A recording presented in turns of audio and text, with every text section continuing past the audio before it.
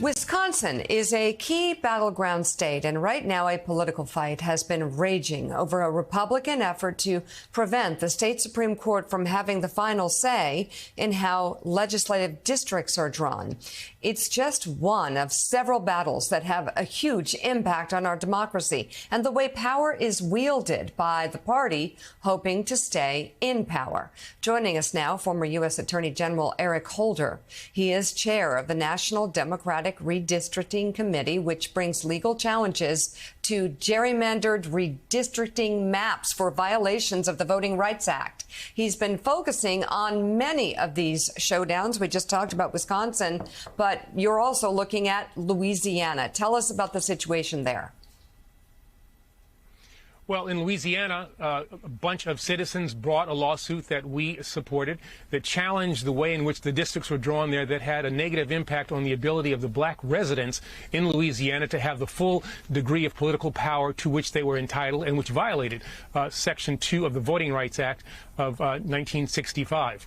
Based on the Allen versus Milligan case, an Alabama case that we won before the United States Supreme Court, a very conservative United States Supreme Court, we said that there's a basis to draw another black opportunity district in Louisiana.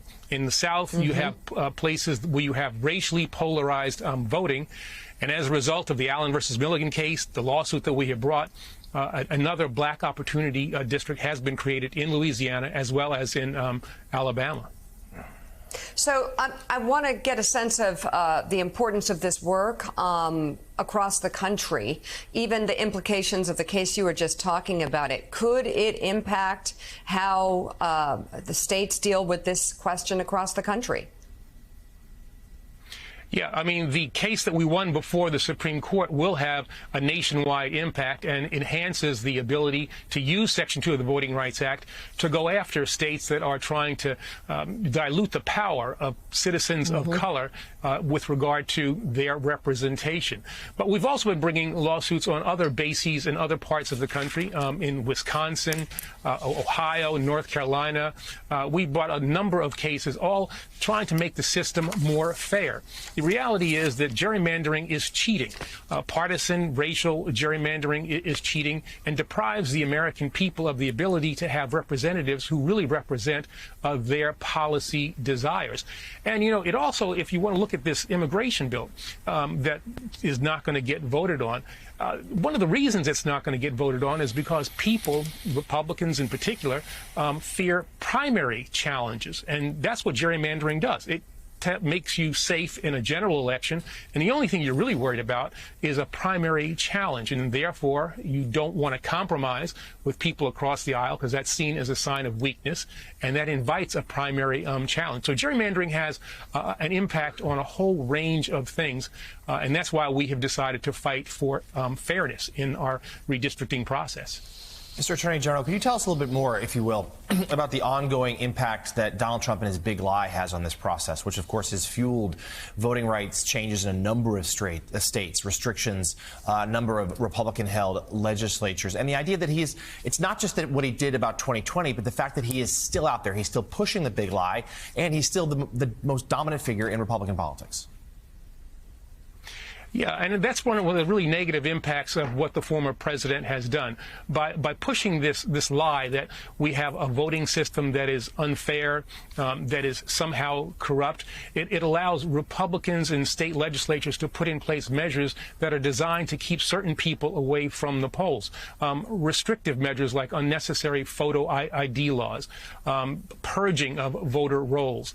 There's a whole range of things that happen based on these misperceptions, these lies that are perpetrated by the former president. And that's why, you know, we have to fight for a fair system. It's what I've tried to do as the head of the National Democratic Redistricting Committee, not to fight for partisan advantage, but for fairness in the electoral system. I think if that's the case, you know, Democrats, progressives, you know, will do just fine. But we face, you know, that headwind that comes from the former president and his acolytes saying that there is, in fact, voter fraud, when, in fact, you know, the Brennan Center did a study and said you're more likely to be hit by lightning than cast an in-person fraudulent vote. And so these are the kinds of things that we have to push back against.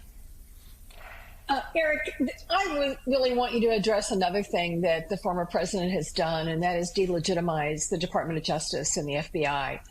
I don't think people realize the percentage of people who work for the Department of Justice and who work for the FBI that are the very definition of non-political.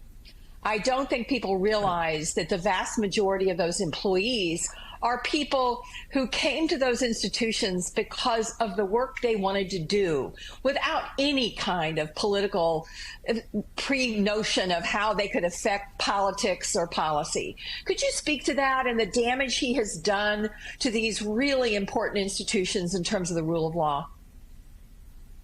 No, that's exactly right. I mean, the notion that the Justice Department or the FBI are peopled with, employees who have political leanings and who do things on the basis of political favor is totally inconsistent with how the Department of Justice is run, how the FBI is run. There is a way in which people in the department interact with one another where political things are not raised.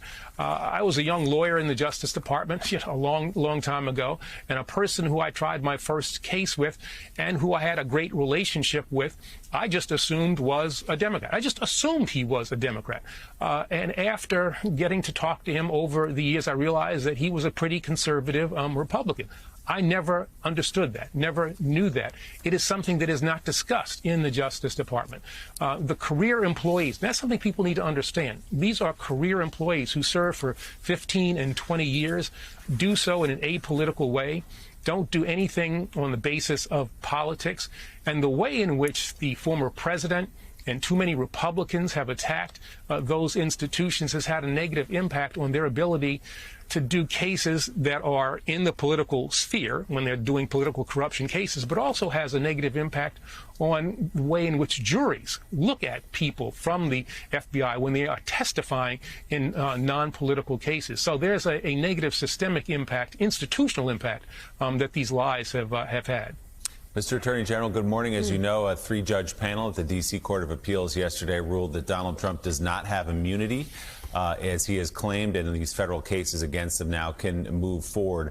Are you surprised at all by that decision, and what's your expectation now as someone who has worked in the system for how soon the trial, for example, about the election interference around 2020 might proceed?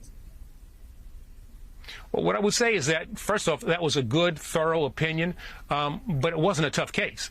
The claims made by the former president were pretty, far-fetched. The claims were pretty absurd, and I think those judges reached the right decision. The question now is, what is the Supreme Court going to do? On the basis of, the ridiculousness of the claims and the comprehensive nature of the opinion done by the judges in the D.C. Circuit, any other case, I think that the Supreme Court would not take the case. And that would be my hope here as well. The Supreme Court, I think, has a responsibility to protect the system. And among the things that is critical to our American judicial system is the right to a speedy trial. A defendant has a right to a speedy trial. The government has a right to a speedy trial. The public has a right to a speedy trial. That is codified in our law in Title 18 of the United States Code.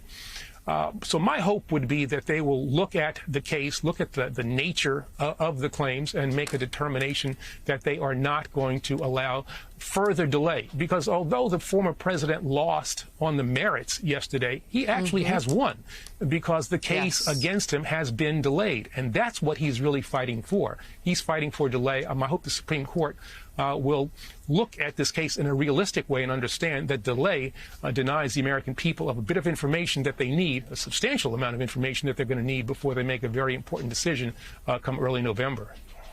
Absolutely. Former U.S. Attorney General and chair of the National Democratic Redistricting Committee, Eric Holder, thank you very much for coming on the show this morning. We appreciate it.